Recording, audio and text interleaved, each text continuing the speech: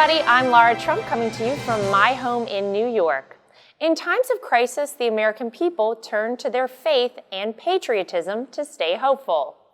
Joining me is Grammy Award-winning country music star Lee Greenwood. Lee, we are so excited to have you on. Thank you for joining us.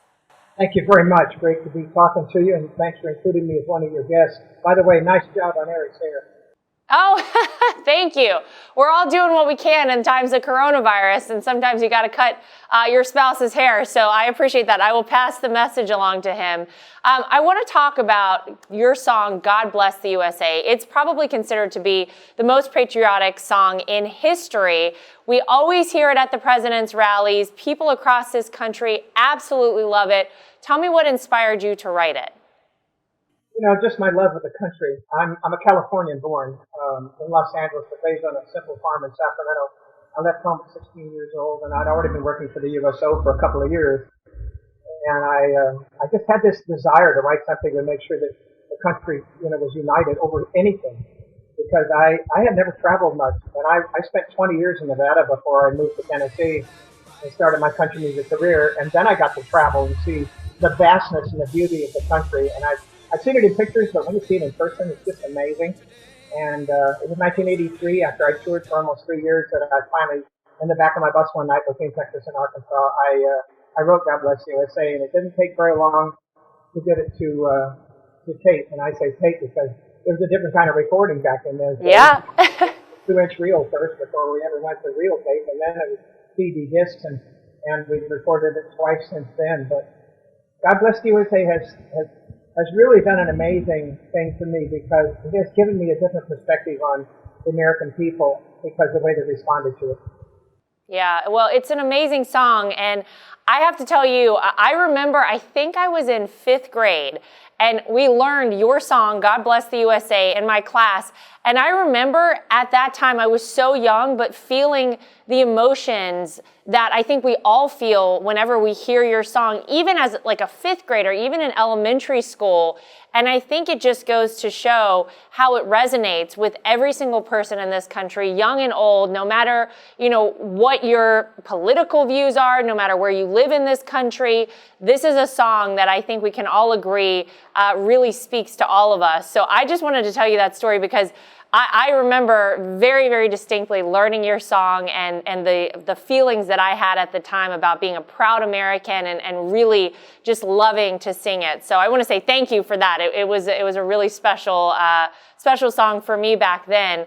And it's something that I think we continue to see that patriotism and faith have really made it so that Americans can get through this crisis. What's your reaction to Americans actually relying on their faith and patriotism at a time like this?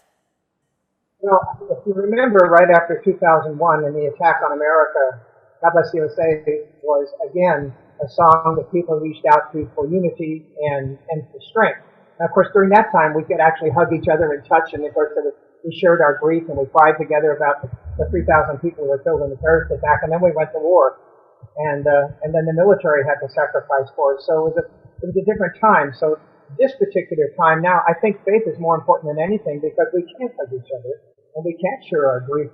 We have to do it virtually. And here we are, talking about it at length because we can't be in the same room together unless we have to be so careful, wearing masks and all that. And it's really very strange. So if you want to talk about how maybe God has a point in this, because I'm a conservative Christian, and I will tell you that when God told Noah, build a boat, and he did, here we are at this point where this is a world pandemic. This is not just about the United States, but everybody in the world has been affected by this. Maybe God's just trying to get our attention. Yeah, well, maybe you're right, and I know that people are certainly relying on their Christian values and their faith right now to get them through. I want to ask you a little bit about the president specifically. We obviously hear your song oftentimes at Trump rallies and various events that the president has, and you've been so gracious about having the president play your song, and I just want to get your thoughts on the president's leadership during this crisis. I think he's done an excellent job. First of all, we have known Trump since before he became president. My wife is a pageant director, worked for Miss USA, and she wasn't his kind of And so she knew Donald Trump for 21 years before he sold Miss USA, Miss Universe. And so getting in his company, again, personally, when we began working some of the rallies and being around him, he's incredibly charming and disarming. And what I love about him mostly is he's not afraid to tell the truth. So in the White House briefings, when he stands up, and I know that he designated the vice president to take charge of the coronavirus task force, but the president is able to field these questions from the media. The media can be brutal, as you know, Laura. And he's able to fend off any of the negative remarks and actually have surrounded by some of the very brightest medical professionals that'll give him the advice. And that's where he's always been. I want to take advice from somebody who knows what they're talking about, and I'll deliver the message. And as president, he has no fear to stand up and tell the truth, and I'm proud of him for that. Well, we appreciate your support for him. And obviously, as you're saying, you and your wife have known him for a very long time. You know the man that he is. You know how the media, as you just said, mistreats him and goes out of their way to seemingly attack him at every turn. But thank you for standing up and supporting him and loving this country as much as you do. You've actually been doing, Lee, during this whole shutdown, during the quarantine, virtual performances. Tell me a little bit about that. How have those been going? Yeah, virtual performance is odd because I'm a live performer and I have been since I was 12 years old. So I'll get on and I have my iPhone sitting there and we're singing. My wife may be in the room and maybe a couple of it. There's no applause. I'm like, there's no applause. And we were on last night with a new country star, Michael Ray, and while we were watching his impromptu performance, which is just him and a guitar in the corner of the room, and you can send messages to him. So then he can read the messages as it's going by and then be talking to you on the screen.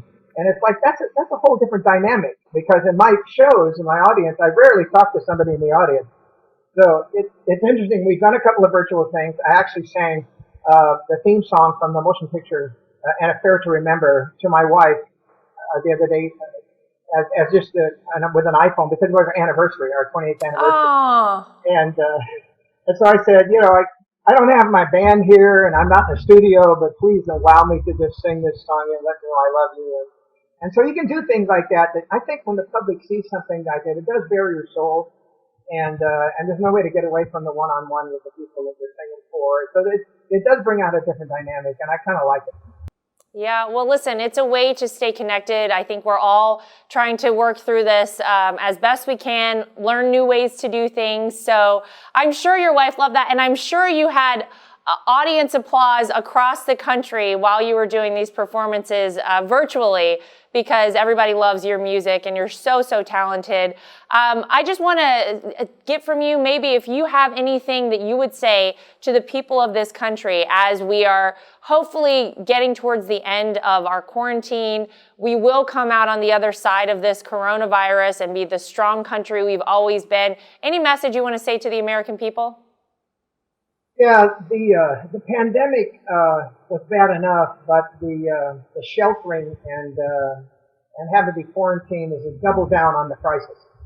And the president is exactly right. We need to get back to work so people can have some pride in themselves. But all you have to do is remember the things you have to do. If you touch something, don't touch your face till you wash your hands. If you're in close proximity with somebody, make sure you have the mask on. That's all. There should be less and less and less people getting it if they follow those guidelines. But we do need to get back to work. We will get back to work. Have faith and have faith in our president because he will guide us correctly. Oh, well said, Lee. Well, thank you so much again for your incredible music and for inspiring all of us all across this country. And thank you so much for being with us today. Thank you. God bless the USA. Thank you. God bless the USA is right. Through faith and patriotism, the American people have remained hopeful as President Trump leads us through this crisis. That's the real news for today. If you'd like to get involved with Team Trump, go to donaldjtrump.com or download the official Trump 2020 app from the App Store or the Google Play Store. I'm Lara Trump coming to you from my home in New York, encouraging you to stay safe throughout this crisis. Thanks for joining us, everybody.